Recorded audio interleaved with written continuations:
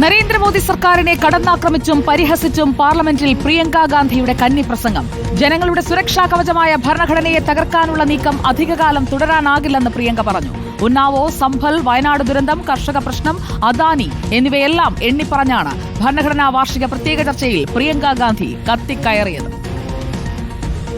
वो साहस इस संविधान ने दिया है, वो आत्मविश्वास इस संविधान ने दिया है.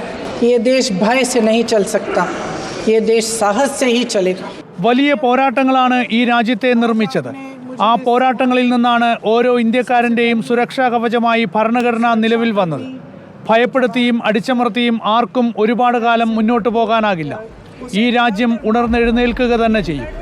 ഉന്നാവോ, കൂട്ടബലാത്സംഗം, സമ്പൽ സംഘർഷം ഉൾപ്പെടെയുള്ള വിഷയങ്ങൾ ഉയർത്തിക്കാട്ടിയായിരുന്നു പ്രിയങ്കയുടെ ആക്രമണം. വയനാട് മുതൽ ലളിത്പൂർ വരെ കർഷകരുടെ കണ്ണീരാണ്. രാജ്യത്തെ എല്ലാ സമ്പത്തും അദാനിക്ക് മാത്രമായി നൽകുന്നു.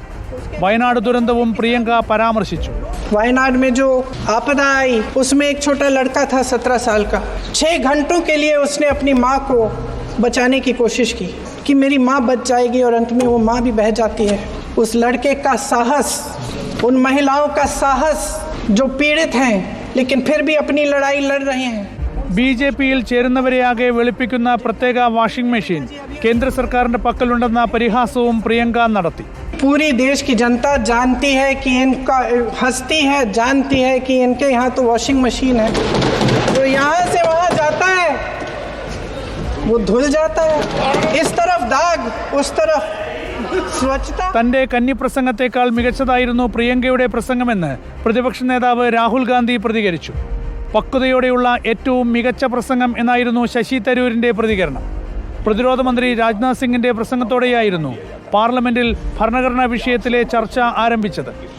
മദൻ മോഹൻ മാളവിയുടെയും സവർക്കറുടെയുമൊക്കെ ആശയങ്ങൾ ഭരണഘടനയ്ക്ക് കരുത്തു പകർന്നിട്ടുണ്ടെന്ന് രാജ്നാഥ് സിംഗ് പറഞ്ഞത് സഭയിൽ അല്പനേരം ബഹളത്തിന് കാരണമായി.